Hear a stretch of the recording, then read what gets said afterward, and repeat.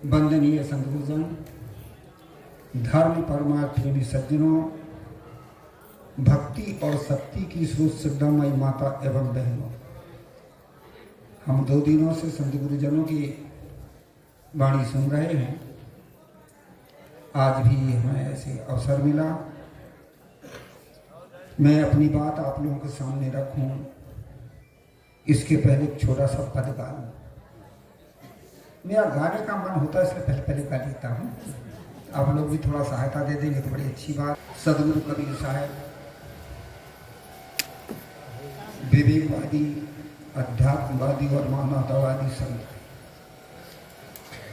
हमारे भारत में बड़े बड़े विद्वान महापुरुष हुए। सभी महापुरुष अपनी जगह सब ठीक थे। समाज को उन्हें शिक्षा दीक्षा दी, समाज आगे बढ़ी, जीवों का कल्याण हुआ। पर इन्हीं महापुरुषों के बीच में सदगुरु कबीर साहब थे। और वो कौन थे? वो मानवतावादी संत थे, विवेकवादी संत थे और अध्यात्मवादी संत थे। उन्होंने बड़ी सुंदर बात बताई है मानवता के लिए। मानुष तेरा गुण बड़ा, मांस न आवे काज, हाड़ न होते आवरण त्वचा न भाजन बाज। चाहे वो किसी वर्ण का हो, किसी संप्रदाय का हो, नर हो चाहे नारी हो, बालक हो चाहे वृद्ध हो चाहे जवान हो, मनुष्य के गुण की कीमत होती, इसलिए मानवता ही श्रेष्ठ है। दूसरे नंबर में सदगुरु कबीर साहब विवेकवादी संत थे। उन्होंने विवेक करने के लिए कहा, क्या कहा कि मनसाय और मनसा लहरी, बूढ़े बहुत अचेत, कहाँ ही कबीर ते बाँची है जाके हृदय विवेक। मन एक समुद्र है और मन में जो इच्छा वासना चाहना ये लहर है, और उसमें बहुत सारे लोग डूब गए, पर बचा कौन? जिसके पास विवेक हो। तीसरे नंबर में सदगुरु कबीर साहब अध्यात्मवादी संत थे। उन्होंने आत्मा और परमात्मा कहीं बाहर नहीं खोजा। क्या कहा? सो तेरे घटमा ही विराजे परम पुरुष अविनाशी। वो तेरे भीतर ही, वो तू ही है। बीजक से ले लो तो मांझ मंजरिया बसे सो जाने जन हुई है सो थीरा हो।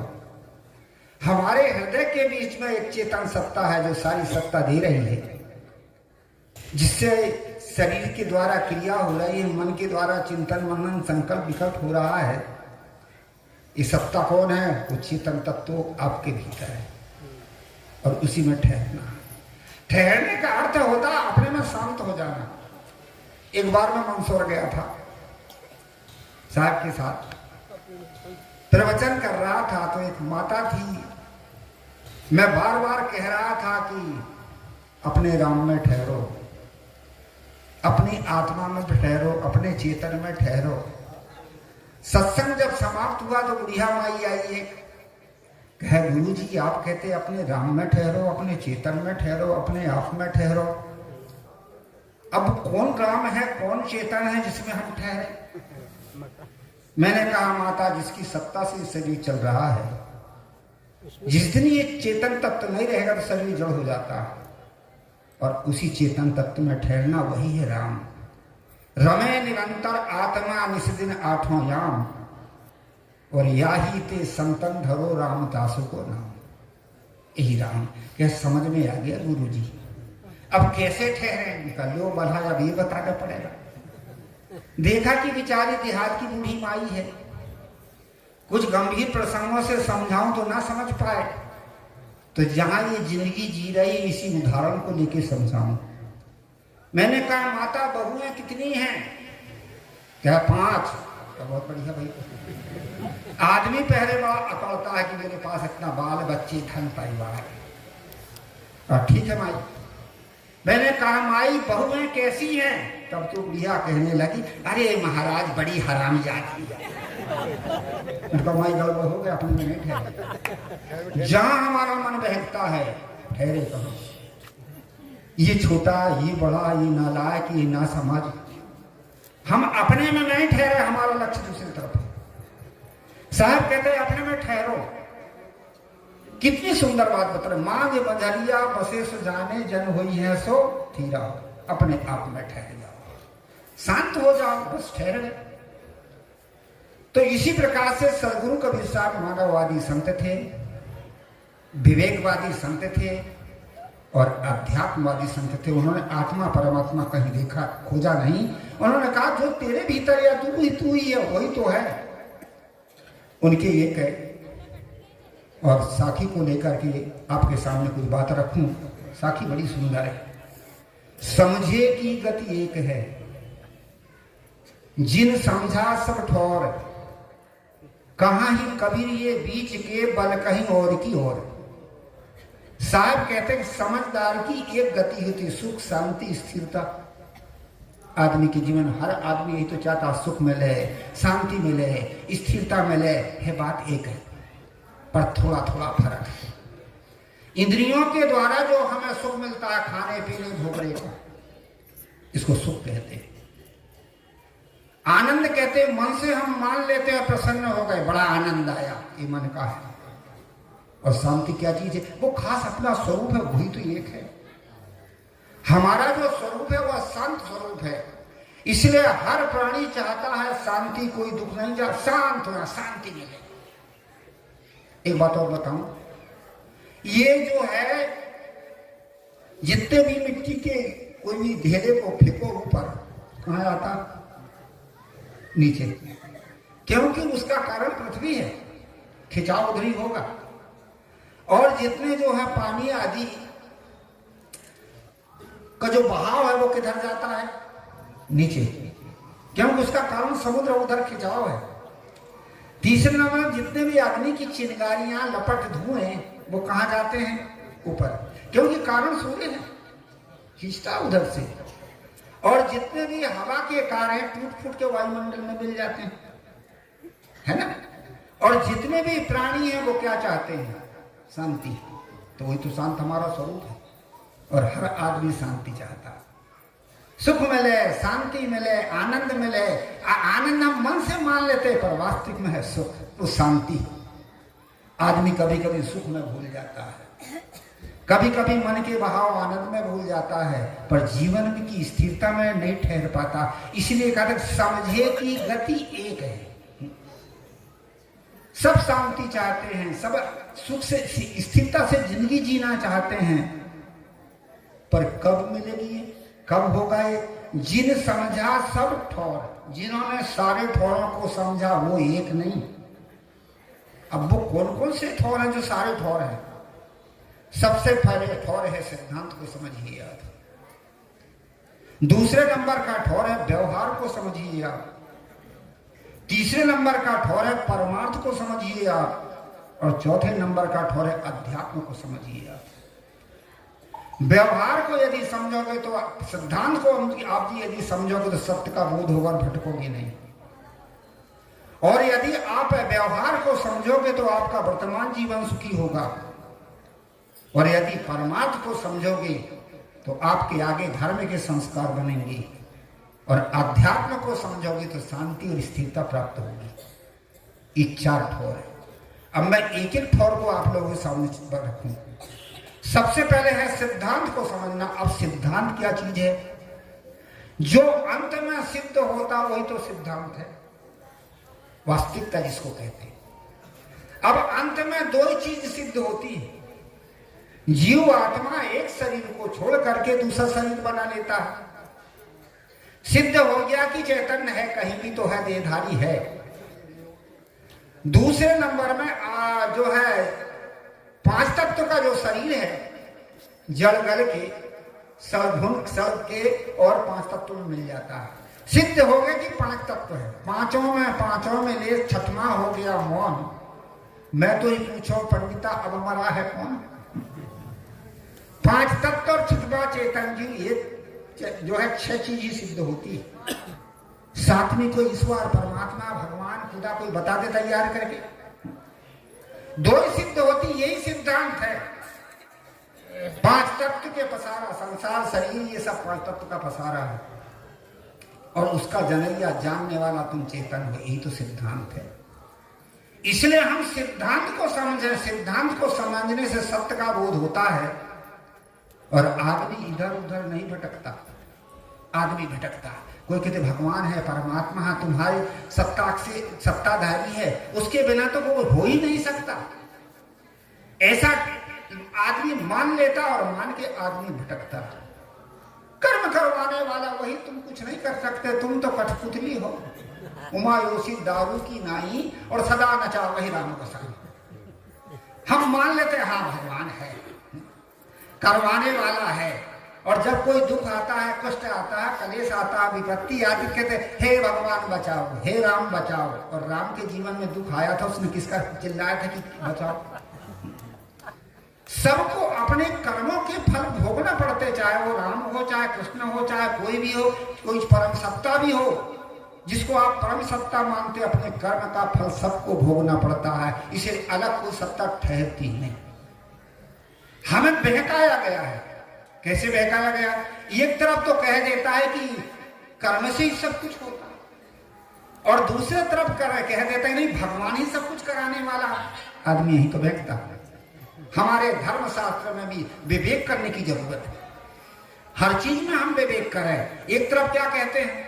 एक तरफ कहते हैं कि कर्म प्रधान विश्व रचिता था, और जो जैसे करही तसे फल साखा, सिद्ध हो गए कर्म का सिद्धांत। बात ठीक है ये तो। दूसरे तरफ कहते वही है, वही जो राम ने रचिता था, और को कहीं तरक बढ़ा वही शाखा, वही होगा जो राम ने रच दिया। तो राम की है, फिर कर्म की, राम है श्रेष्ठ, तो फिर कर्म की जरूरत, फिर राम को अपने कर्मों के फल क्यों भोगने पड़े? और कर्म ही श्रेष्ठ है कि नहीं? फिर राम की क्या जरूरत? इन चीजों पर हम विवेक नहीं करते हैं, इसलिए हर चीजों पर हमें विवेक करने की जरूरत है। दोनों बातें मिला दी गई। एक तरफ तो कहते हैं कि कृष्ण गीता में कहते हैं, ना कर्तव्य कर्माणि ना लोकस्य सृष्टि विभू, ना कर्म फल संयोगम स्वभावस्तु प्रवर्तते। विभू परमात्मा किसी के हृदय में कर्म का संचार नहीं करता, न करवाता। ना कर्तव्य कर्माणि ना लोकस्य सृष्टि विभू, इस संसार का भी सृजन नहीं किया है। ना कर्म फल संयोगम, और कर्मों के फल का भी संयोग नहीं करवाता है। तो अर्जुन ने पूछा था, महाराज का ये जीव कर्म क्यों करता? कि स्वभावस्तु प्रवर्तते, हम स्वभाव में आके कर्म करते हैं, क्रोध में आके, लोभ में आके, मोह में आके, अहंकार में आके। करवाने वाला कौन सिद्ध होता? इसलिए हम भटकते। इन बारीक चीजों को हम समझें। सत्संग इसी का नाम है, जो सत्य और असत्य को समझ करके असत्य को छोड़ और सत्य में ठहरे, यही तो सत्संग। इसलिए कर्म कराने वाला कोई नहीं है, स्वयं। एक जगह और गीता में आगे के श्लोक में कहा कि नादते कस्य चित्त पापम न चो सुकृतम विभु, अज्ञानेन व्रतम ज्ञानम तेन मोहन्ति जन्तवः। कृष्ण ने अर्जुन से पूछा था कि पाप पुण्य का संचार करने वाला कोई है? तो नादते, पाप पुण्य हृदय में भरने वाला कोई है?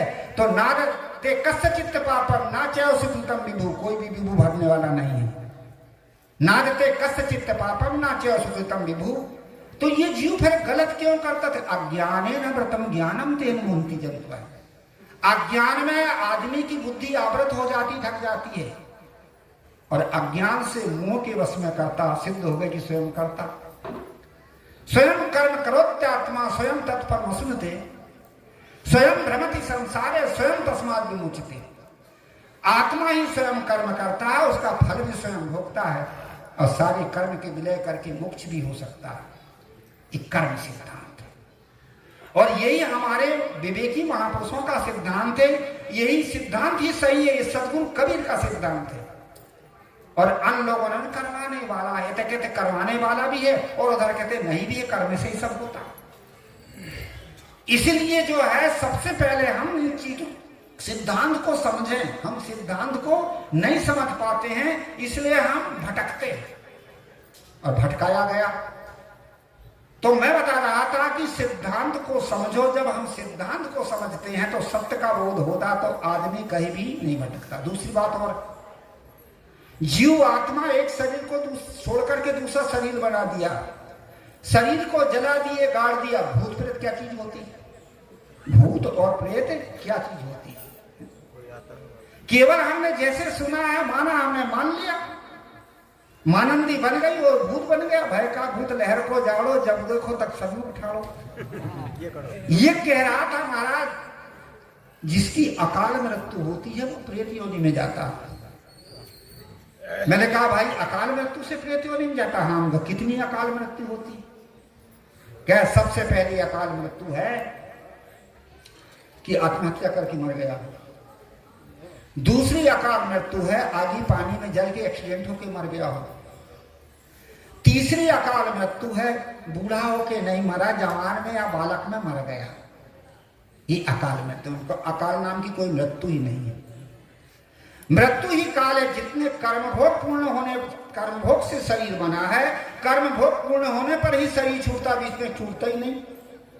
तो अकाल नाम की मृत्यु नहीं तो प्रेत नाम की योनि नहीं। एक रेलगाड़ी दिल्ली से और मुंबई जाती है, जरूरी सब चीज बंबई वाले बैठे? अरे बीच बीच वाले भी बैठेंगे, जिसका स्टेशन जहां आ गया वहां उतर जाएगा। इसे जरूरी सब बुढ़ई होके मरे। जितने जितने कर्म संस्कार लेके शरीर बनाया है, बालक में चला गया, गर्भ में चला गया, जवानी में चला गया, बूढ़े में चला गया। इसलिए अकाल नाम की मृत्यु नहीं तो प्रेत नाम की योनि नहीं। ये केवल सत्य का बोध न होने के कारण हम भटकते हैं। कितने आज देखा जाता लोग तंत्र मंत्र जंत्र कहां कहां भटकते हैं। एक मेरे से कह रहा था गुरु महाराज, उनका क्या बात है भाई? क्या साधु के रूप में पाखंडी ज्यादा पैदा हो गए। मैंने कहा भाई पाखंडी पैदा नहीं हुए, किए गए हैं। बाजार में जिस चीज की मांग होती फैक्ट्री वही तैयार करती है। इसलिए आप पाखंडियों को मांग कर रहे हो। पाखंडी बने हो, पाखंडी आलसी बने हो, पुरुषार्थ नहीं करते। तो पाखंडी बने तो पाखंडी तैयार है उसके लिए। इसीलिए कहा जाता है कि भूत प्रेत तंत्र मंत्र जंत्र नाम की कोई चीज ही नहीं है। ये मान्यताओं में हम भटक गए हैं, और भटक गए हैं तो भटके हैं।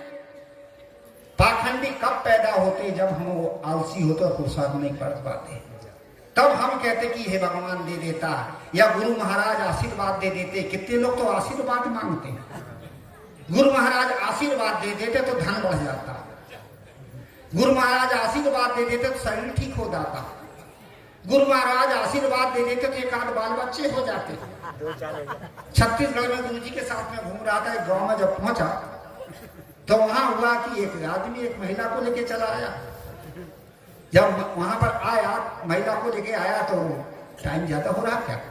ठीक चल रहा है, अभी है 10 मिनट। तो इसी प्रकार से अब महिला को लेके चला आया। गुरुजी स्नान कर रहे थे। क्या गुरुजी का दर्शन करना था हमको भाई, कर लेना, हो जाएगा दर्शन। कहे महाराज ठीक है, बैठा। साथ में एक महिला भी थी। क्या गुरुजी ये मेरी पुत्र वधू है, 10 साल हो गए महाराज शादी हुई पर एक भी बाल बच्चे नहीं हुए। यदि आप लोगों की कृपा होती तो एक आध जड़ भरत हो जाता, अनेक संतान हो जाते। दिमाग खराब है। पहले हमारी दुकान तो देख, हमें बिना बाल बच्चे के घूम रहे तो मैं कहां से देते? कितनी ना समझ दुनिया है। ये भौतिक वस्तुएं आपके प्रारब्ध और पुरुषार्थ के योग से प्राप्त होती है, किसी के आशीर्वाद से नहीं, किसी की कृपा से नहीं। धन संपत्ति वस्तुएं ये आपका प्रारब्ध और पुरुषार्थ। कोई भी भौतिक वस्तु की जो प्राप्ति होती है वो प्रारब्ध और पुरुषार्थ के योग से होती है। कभी कभी पुरुषार्थ करने पर भी प्रारब्ध साथ नहीं देता है। पूर्व के कर्म का भोग भी तो प्रारब्ध है, साथ नहीं देता, सफलता नहीं मिल पाती। उदाहरण देके समझाऊं। 2 विद्यार्थी एक साथ विद्या अध्ययन करते हैं। एक अच्छे डिवीजनों से पास होते चला जाता है, दूसरा समान डिवीजन से पास होता है। अच्छे डिवीजन वाले की नौकरी नहीं लगती और समान डिवीजन वाले की लग जाती। क्यों जी? उसका तो पुरुषार्थ ज्यादा था। ठीक, पुरुषार्थ था, योग्यता है। पुरुषार्थ से आपके पास योग्यता है, परंतु सफलता क्यों नहीं है? प्रारब्ध ने साथ नहीं दिया। योग्यता तो है आपके पास, परंतु सफलता क्यों नहीं हुई? कि प्रारब्ध ने साथ नहीं दिया। और प्रारब्ध कहीं अलग से थोड़ी आया, आपके पुरुषार्थ से तो आया। इसलिए कहा जाए इन चीजों को हमें समझना है सत्संग के द्वारा। आज आदमी भटकता है, कहां कहां भटकता है। ये भटकाव सत्य का जब बोध हो जाए तो आदमी भटकता नहीं। इसलिए कितने पाखंडी जो हो गए हैं, झाड़ फूक करने वाले लोग उसी में चक्कर में पड़ जाते हैं। और आज ऐसे शास्त्र हैं, 4 शास्त्र ऐसे हैं जो योग से शास्त्र बने हुए, योग उनका योग होने पर उसका फल निकलता है। आपको बताऊंगा कौन कौन से शास्त्र है। सबसे पहला शास्त्र है गणित शास्त्र, अंकों के योग से। दूसरा होता है ज्योतिष शास्त्र, वो नक्षत्र और ताराओं नक्षत्र के योग से। तीसरा है वास्तु शास्त्र, वो दिशाओं के योग से। और चौथा है समुद्री शास्त्र, हस्तरेखा, ये रेखाओं के योग से। ये योग से ये 4 शास्त्र हैं और इनकी यूनिवर्सिटी भी इन्हें पढ़ाया भी जाता है। परंतु एक ही शास्त्र ऐसा है जो बिल्कुल सही है, गणित शास्त्र। गणित शास्त्र सही है। क्यों सही है कि 10 आदमी या 100 आदमी, हजार विद्यार्थी यदि किसी सवाल को जोड़ रहे हों और उसमें सही वालों का जो उत्तर हो सबका एक आएगा, सही उत्तर सबका एक ही होगा और गलत उत्तर अलग अलग होंगे ना। सबका सही उत्तर एक ही होगा, इसलिए सही वस्तु वो एक ही होगी। और अन्य शास्त्रों का सही उत्तर एक नहीं होता, कोई कुछ बताएगा, कोई कुछ बताएगा, कोई कुछ बताएगा, ये उतरता नहीं। अब क्यों नहीं उतरता मैं बताऊं। ज्योतिष शास्त्र होता है नक्षत्र और ताराओं के आधार पर, उसके नक्षत्र होते उसी के आधार पर होता है ज्योतिष शास्त्र।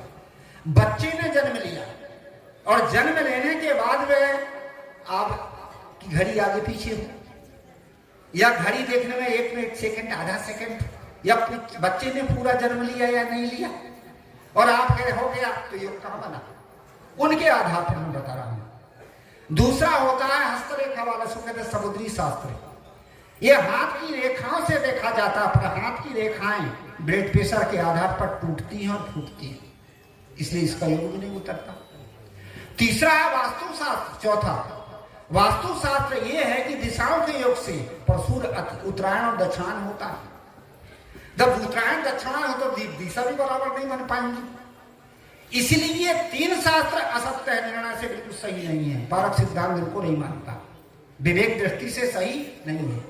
कुछ दिन मैं भी हस्तरेखा सीख लिया था, हमारे महात्मा जी थे उनके साथ में, और जब देखा और मैंने समझा उसको तो मुझे बिल्कुल गलत लगता। कुछ इसमें मनगढ़ंत बातें होती हैं।